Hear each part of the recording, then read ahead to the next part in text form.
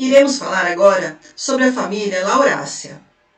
Essa família é uma família de angiosperma basal, do grupo das Magnoliides e dá nome à ordem Lauralis. Lauracea vem do Laurus, que em grego significava vitória e louvor. Na Grécia Antiga era muito comum se fazer coroas de louro para homenagear czares e outras pessoas importantes, como atletas. O louro é uma das espécies do gênero Laurus, e a expressão laurear, ou ser laureado, significa ser homenageado. Tanto que na academia, nas universidades, alunos que completam seu curso com notas acima de 9 são laureados durante a sua formatura. Essa família é uma das famílias mais complexas do ponto de vista taxonômico. Sua distribuição é pantropical e apresenta cerca de 50 gêneros e 2.500 espécies no mundo. No Brasil, temos 26 gêneros e 462 espécies, sendo que a maioria dessas ocorrem na floresta amazônica, seguido do bioma Mata Atlântica, Cerrado, Caatinga e Pampas. Entre as espécies mais conhecidas de lauráceas, temos o abacate, o louro, a cânfora e a canela. Entretanto, temos muitas espécies de importância madeireira, como por exemplo embuia, canela sassafrás e as canelas de modo geral. Temos uma espécie denominada de pau-rosa, que é uma espécie amazônica, que se utiliza para a produção da essência do perfume Chanel 5. É uma das mais importantes famílias das nossas florestas, tanto amazônica quanto da Mata Atlântica. Nós temos cerca de 52 espécies que podem ter alguma utilidade comercial, na culinária, na fabricação de papel, marcenaria, construção civil, na indústria química e na medicina popular, segundo esse artigo de importância econômica desta família. A grande maioria das lauráceas são árvores, arbustos, raramente ervas ou escandentes, mas a grande maioria são aromáticas, com odor tanto nas suas folhas quanto na sua casca. A grande maioria, então, são árvores, algumas até de grande porte, mas aqui uma exceção é essa espécie de Cassita filiformis, que ela é um cipó escandente amarelado, então ele é uma parasita, que nesse caso aqui está parasitando uma folha aqui, um indivíduo de uma palmeira, então que é essa folha que está atrás. As lauráceas possuem folhas simples, então nessa foto é bem possível ver aqui a gema, a partir da gema um limbo único e geralmente alternas, ou seja, em locais alternados no ramo. Raramente podem ser opostas. Essa espécie é a Ocotia porosa, conhecida como canela embuia, e ela possui uma característica diferenciada que são as domáceas. A domácea é uma cavidade que fica entre a nervura principal e a nervura secundária, na face inferior da folha. Mas nesse caso, como ela é bastante escavada, você consegue observar também a sua marca na face superior da folha. Não é só a canela embuia, dentre as lauráceas, que possui essa característica, Nós temos, por exemplo, a cânfora e outras, mas é uma característica bem interessante, aí, diferencial desta espécie e de outras também. Geralmente as flores são pouco vistosas, brancas ou amareladas, pequenas, podendo ter os dois sexos, bissexuadas ou um sexo só, unissexuadas, actinomorfas ou simetria radial, com os dois verticilos de proteção, ou seja, diclamídeas, mas geralmente com as sépalas e as pétalas semelhantes entre si e por isso diclamídeas do tipo homoclamídeas. Suas estruturas da folha, como nervação, a presença de um pecíolo, lembra a estrutura das eudicotiledôneas, mas em relação à flor, a flor é trímera, como a grande maioria das monocotiledôneas. Então, essas famílias basais, às vezes, compartilham características tanto de eudico quanto de monocotiledôneas.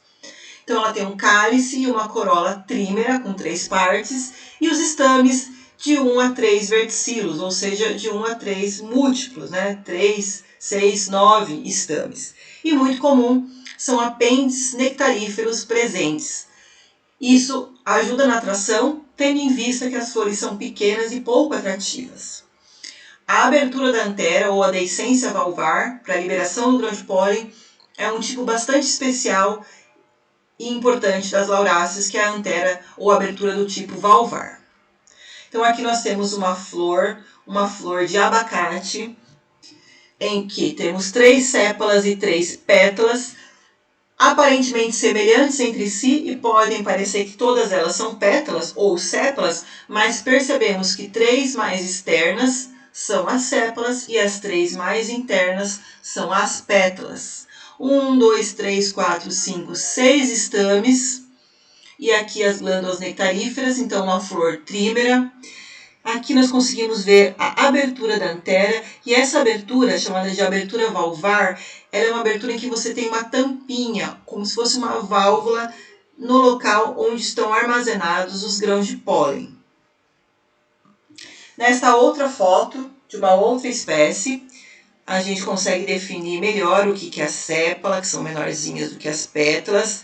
Aqui temos os estames e também conseguimos aqui observar então a tampinha da abertura ou a válvula dessa abertura valvar, que é típico da família Lauracea. Nessa foto também a gente já consegue observar que a parte feminina, né, o gineceu, composto de estigma, estilete e ovário, ele é do tipo ovário súpero, né? O ovário está apoiado e acima das outras partes da flor, um ovário súpero. Aqui, novamente, é uma foto de uma antera, na qual podemos ver claramente, então, a abertura valvar, né? Aqui nós temos a abertura, a válvula aberta, cheia de grãos de pólen, e aqui nós conseguimos ver a cavidade aonde estavam esses grãos de pólen. Então, a abertura valvar é típica desta família, que é a família Lauracea.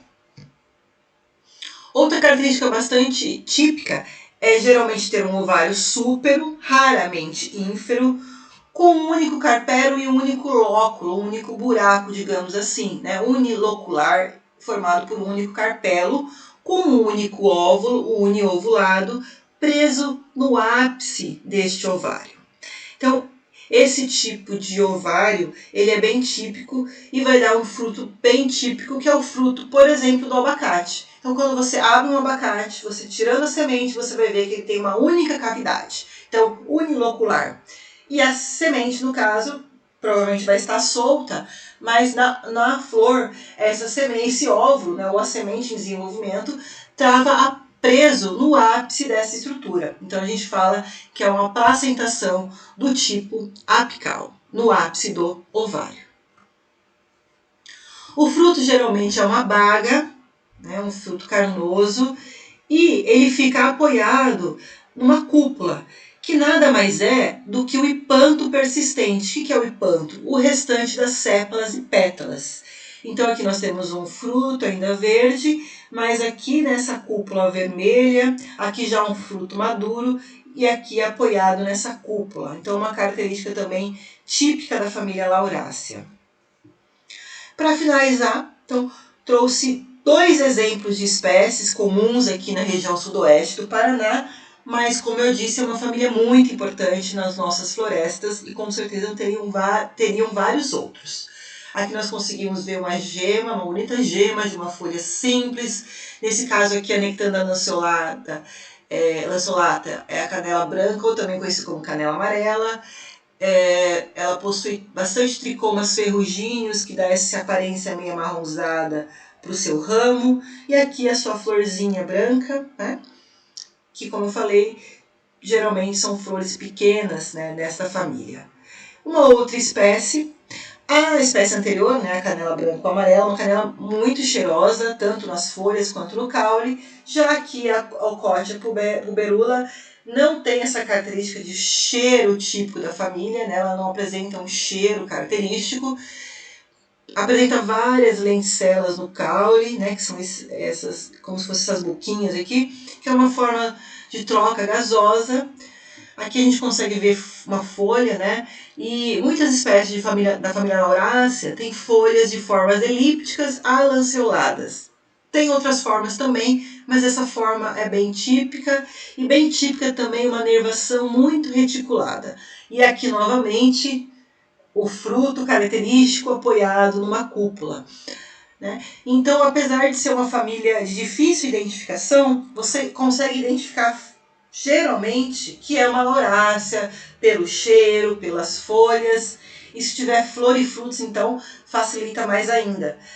Mas, né, como é uma família muito grande e com espécies bastante parecidas entre si, muitas vezes é difícil reconhecer a qual espécie pertence o indivíduo.